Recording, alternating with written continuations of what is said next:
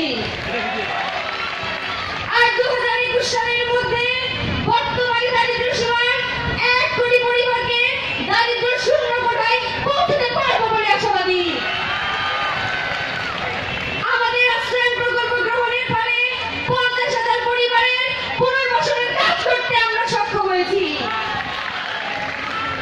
বঙ্গবন্ধু সুখী সোনার বাংলা করতে চেয়েছিলেন, সেই লক্ষ্যকে সামনে রেখে আমরা ডিজিটাল বাংলাদেশ গড়ার প্রকল্প গ্রহণ করেছি।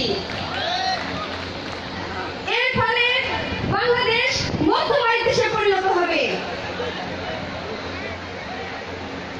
জাতির পিতা বঙ্গবন্ধু শিক্ষাকে সহায়তা সম্পর্কে বিভিন্ন কথা উল্লেখ করেছেন। তিনি শিক্ষাকে সর্বোচ্চ অগ্রাধিকার দিয়েছেন। তারই প্রেক্ষিতে আমরা শিক্ষা সহায়তা প্রকল্প গ্রহণ করেছি।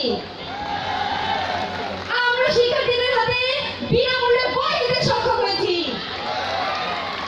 আমরা 20,500টি শিক্ষা প্রতিষ্ঠানে মাল্টিমিডিয়া ক্লাসরুম স্থাপন করেছি।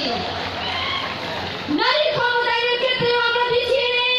সর্বক্ষেত্রে নারীর অংশগ্রহণের সুযোগ ও নারীর প্রতি বৈষম্য দূর করতেও আমরা বিশেষভাবে কাজ করে যাচ্ছি। আপনারা জানেন দেশের উন্নয়নের তালিকা শক্তি বিদ্যুৎ, আর তাই 2009 সালে দ্বিতীয়বার ক্ষমতায় এসে আমরা বিদ্যুৎ উৎপাদন ও ঘরে ঘরে পৌঁছে দিতে সক্ষম হয়েছি। আমরা পরিবেশের ভারসাম্য রক্ষায় ব্যাপক প্রকল্প গ্রহণ করেছি।